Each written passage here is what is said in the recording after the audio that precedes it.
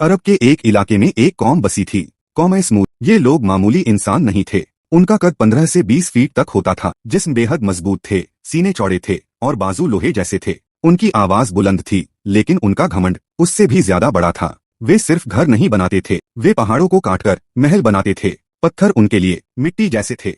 वे घमंड से कहते थे, हमसे ज्यादा ताकतवर कौन है? हमारी सल्तनत को डोट कौन गिरा सकता है? अल्लाह ताला ने उन पर रहम फरमाया और उनके पास हजरत सालेह अलैहिस्सलाम को डोट नबी बनाकर भेजा। हजरत सालेह अलैहिस्सलाम ने कहा, ऐ मेरी कौम, सिर्फ अल्लाह की इबादत करो। यह ताकत तुम्हारी अपनी नहीं है, यह अल्लाह का दिया हुआ एक इम्तिहान है। लेकिन समूद के सरदार हंस पड़े। उन्होंने कहा, अगर तुम सच्चे नबी हो तो कोई निशानी दिखाओ। अल्लाह के हुक्म से एक पहाड़ से जिंदा ऊँटनी निकली, बिल्कुल जिंदा, बिल्कुल हकीकत। हजरत सालेह अलैहिस्सलाम ने कहा, यह अल्लाह की निशानी है, इसे नुकसान मत पहुंचाना। इसके पीने का एक दिन होगा और तुम्हारा एक दिन। पूरी कौम ने ऊँटनी को देखा, लेकिन ईमान सिर्फ कुछ लोगों ने लाया। ज्यादातर लोगों के दिलों में घमंड और जलन और बढ़ गई। कौम के कुछ बदनसीब सरदार बोले, यह ऊँटनी हमारी ताकत को डोट चुनौती देती है, इसे खत्म करना होगा। और फिर अल्लाह की निशानी को डोट तिल कर दिया गया। हजरत सालेह अलैहिस्सलाम का चेहरा उतर गया। उन्होंने कहा, अब तुम 3 दिन तक जिंदगी से फायदा उठा लो, फिर अल्लाह का अजाब आएगा। लोग हंस पड़े।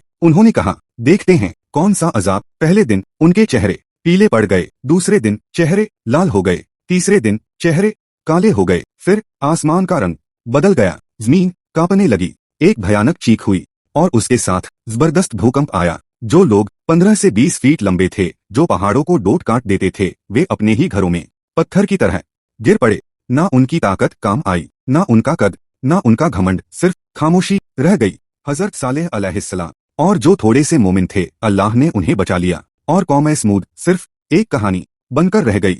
आज भी उनके घर पहाड़ों में मौजूद हैं, लेकिन रहने वाला कोई नहीं। यही पैगाम है, कद बड़ा होना कमाल नहीं, ताकत होना कमाल नहीं, अल्लाह के सामने झुकना ही असली बुलंदी है। जो कौम घमंड करती है, उसका अंजाम कौम समूद जैसा